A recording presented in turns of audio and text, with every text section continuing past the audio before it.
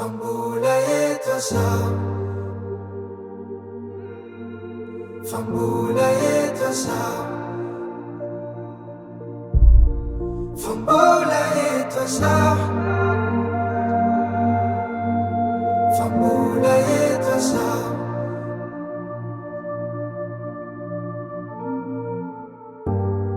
Misy fotoana reraka, misy fotoana faly.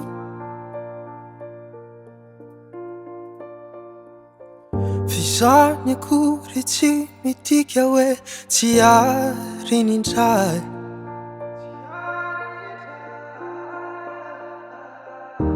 De misy fotoana ketraka tsy mety tafitony.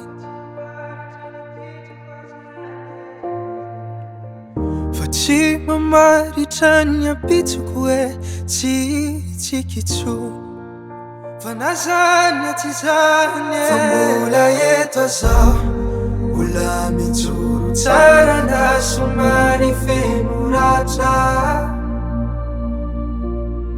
Fa mbola eto zaho, manantena fanitanjako tsy maintsy tratra.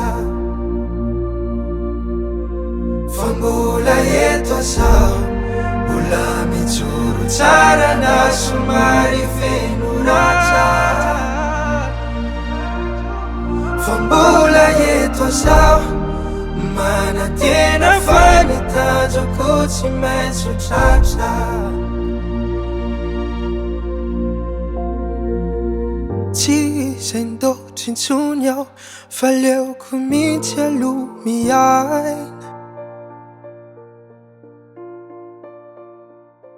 Tsy asa saina be loatra, fa ndrô miantra manahy.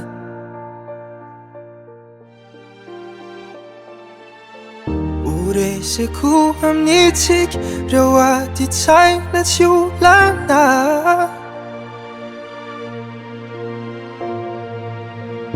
Orano maso mpifaliana indray no akotsany ondana.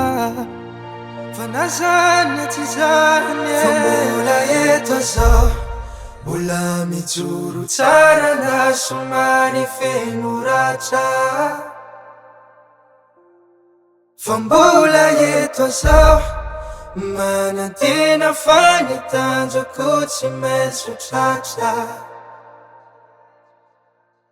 Fa mbola eto zaho, mbola mijoro tsara na somary feno ratra.